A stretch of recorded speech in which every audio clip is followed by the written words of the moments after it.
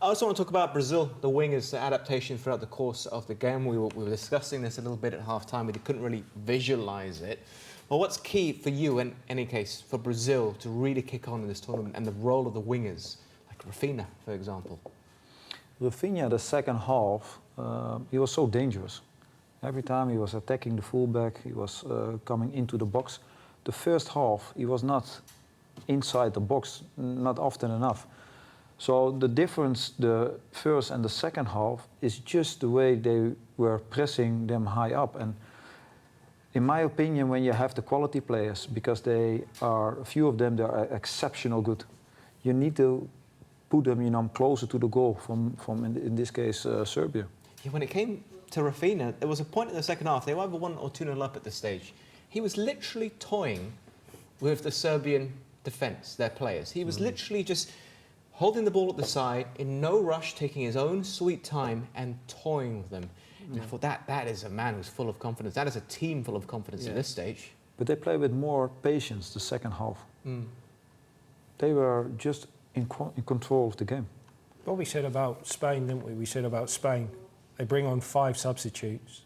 Everyone fits in, bang, bang, bang. Everyone knows their roles. It doesn't weaken their team. You see Portugal today, comfortably winning, take off 5 substitutions, then they're hanging on at the end. They bring off Neymar, they bring off Richarlison, they bring off all these players, Vinicius Junior, and they bring on players of the same kind of standard.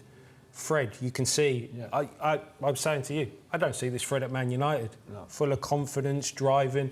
He added to the team. Yeah. It's just... Gundogan comes off Germany and straight away they lose control of the midfield. Lose control of the ball and they haven't got the depth. No one's got the depth of this Brazilian squad.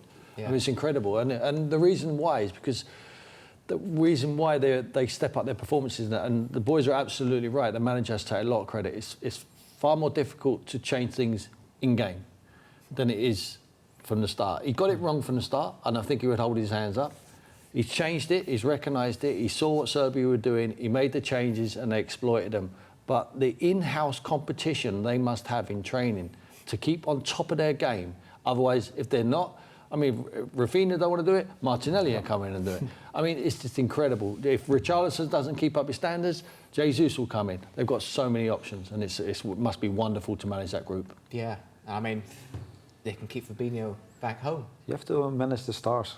Not Fabinho, sorry, Firmino. Firmino, but there's a big competition between them. So when you don't perform, someone else is coming in, and maybe you're losing your spot. Yeah. They've got the strongest squad. It's the competition. Competition really breeds the best out of players. Well, I'm sure some players don't like the competition, but you would think the competitive nature of a professional athlete would push them further. And given all the talent they have, even down to the goalkeeper, like I think Kieran, you were saying at the start of the show, arguably the 2 best goalkeepers in the league, so they're keeping each other I don't think it's arguably. I think they are the 2 best goalkeepers in the Premier League. Yeah. I think the stats and everything back that up. They're fantastic goalkeepers, and they've got both of them in their squad.